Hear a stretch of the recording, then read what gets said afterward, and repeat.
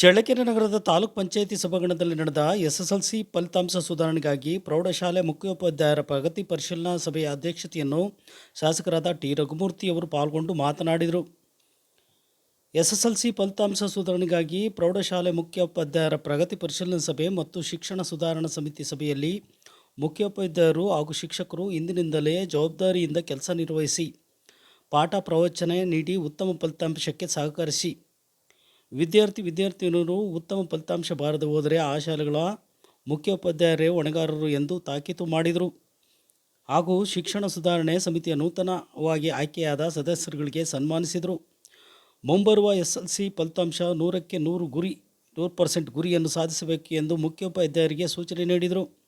ಈ ಸಂದರ್ಭದಲ್ಲಿ ಕ್ಷೇತ್ರ ಶಿಕ್ಷಣಾಧಿಕಾರಿಗಳಾದ ಕೆಎಸ್ ಸುರೇಶ್, ತಾಲೂಕ್ ಪಂಚಾಯಿತಿ ಕಾರ್ಯನಿರ್ವಾಹಕ ಅಧಿಕಾರಿಗಳಾದ ಶಶಿಧರ್, ಗ್ಯಾರಂಟಿ ಸಮಿತಿಯ ಅಧ್ಯಕ್ಷರಾದ ಗದ್ಗೆ ತಿಪ್ಪೇಸ್ವಾಮಿ, ಶಿಕ್ಷಣ ಸುಧಾರಣಾ ಸಮಿತಿಯ ಸದಸ್ಯರಾದ ಶ್ರೀಮತಿ ಸರಸ್ವತಮ್ಮ, ಪರಸಪ್ಪ, ಆನಂದಕುಮಾರ್, ರವಿಕುಮಾರ್, ಆನಂದಕುಮಾರ್, ಉಮೇಶ್, ಕ್ಷೇತ್ರ ವ್ಯಾಪ್ತಿಯ ಎಲ್ಲ ಪ್ರೌಢಶಾಲಾ ಮುಖ್ಯೋಪಾಧ್ಯಾಯರು ಇತರರು ಇದ್ದರು.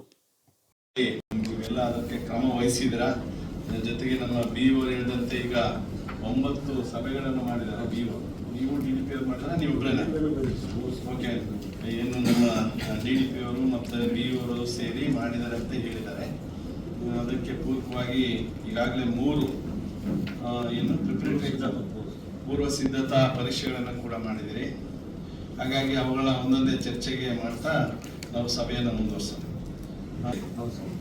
ಜನವರಿನಲ್ಲಿ ಮಾಡಿದ್ರಿ, ಅವಾಗ ಎಷ್ಟು ಬಂತು?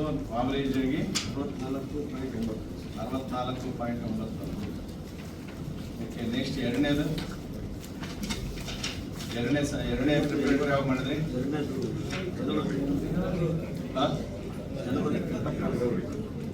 ಎಲ್ಲ ಒಂದೇ ಡೇಟಿಗೆ ಮಾಡಿದ್ರ? ಅಲ್ಲ, ಇಡೀ ನಮ್ಮ ಜಿಲ್ಲೆಯಲ್ಲಿ ಒಂದೇ ಸಾರಿ ರಾಜ್ಯ ಮಟ್ಟದಲ್ಲಿ ಅವ್ರು ಏನ್ ಹೇಳ್ತಾರೆ ಅದ್ರ ಪ್ರಕಾರ ಮಾಡಿದ್ದೀವಿ. ಇದು ಜನವರಿ ಎಷ್ಟನೇ ತಾರೀಕು? ಯಾವಾಗಿಂದ ಯಾವಾಗ ಆಯ್ತಿದ್ದು? ಜನವರಿ 1st ವೀಕಾ? ಜನವರಿ 5ರಿಂದ